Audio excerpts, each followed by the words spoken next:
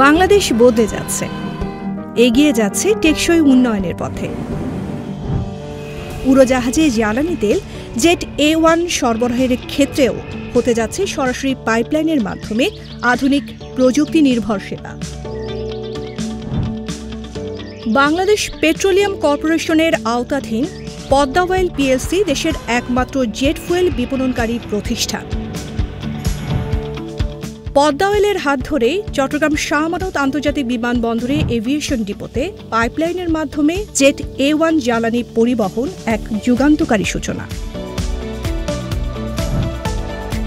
5.77 kilometre দীর্ঘ 8 ইঞ্চি ব্যাসের এই আন্ডারগ্রাউন্ড পাইপলাইনের মাধ্যমে ঘণ্টায় সরবরাহ হবে 1,40,000 লিটার জেট ফুয়েল।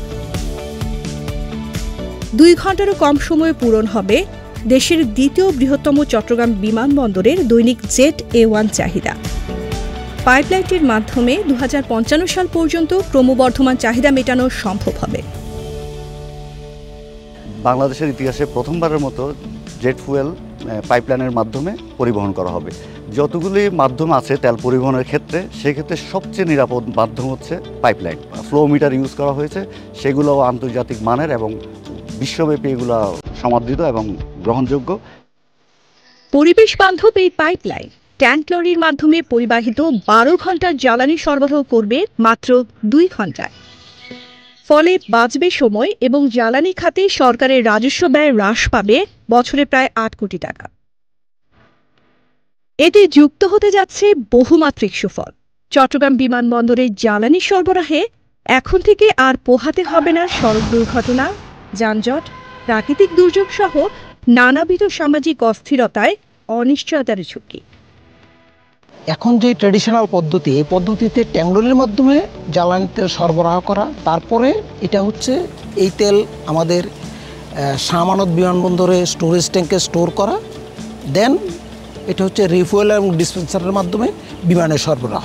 এই প্রকল্প স্থাপনের ফলে অয়েল স্পিলেজ দূর হয়ে যাবে, খুব নিরাপদে আমরা তেল সরবরাহ করতে পারব। অত্যাধুনিক সফটওয়্যার এবং ইলেকট্রনিক্স যন্ত্রপাতি স্থাপন করা হয়েছে, যেমন স্ক্যাডা, পিএলসি, LDS।